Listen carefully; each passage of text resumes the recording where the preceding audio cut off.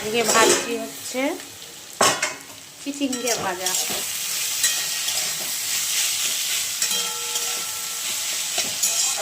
এটা একটুখানি হয়ে যাবে ভাজতে ভাজতে,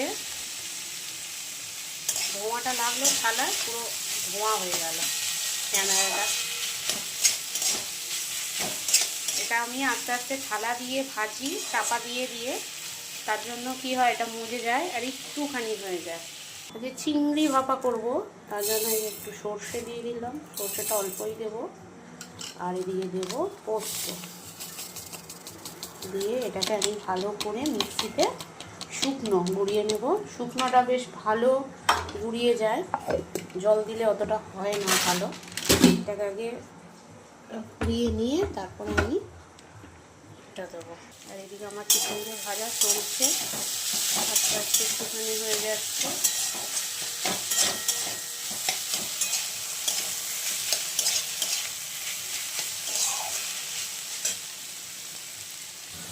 এই যে এটাকে গুঁড়িয়ে নিলাম, এটাকে এবার জল দিয়ে পেস্ট করবো। আর এদিকে আমি যে চিংড়ি রেখেছিলাম, চিংড়ির মুখগুলোকে এভাবে ছাড়িয়ে নেব, কারণ আমি এগুলোকে খাই না। এবার এটাকে ফেলে দেবো, এখনো শক্ত হয়ে আছে, এখনো বলেনি। এবার মুখগুলোকে আমি ফেলে দেবো। এটাই যে আমি গুঁড়িয়ে নিয়েছিলাম, নিয়ে এবার এটাতে কাঁচা লঙ্কা দিয়ে দিলাম, দিয়ে এবার এটাকে এটা আমি মাখিয়ে দিচ্ছি। হ্যাঁ, তেজপাতা দাঁড়াও, কোথায় আছে খুঁজছি একটু।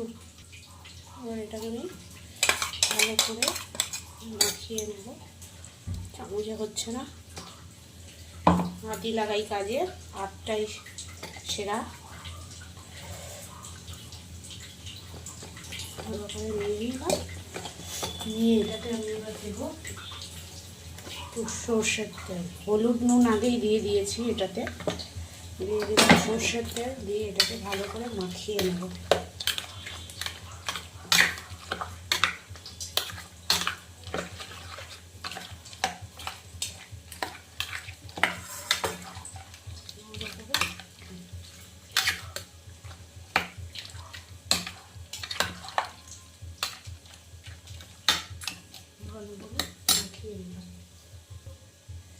কাঁচা লঙ্কাগুলো দিয়ে দেব,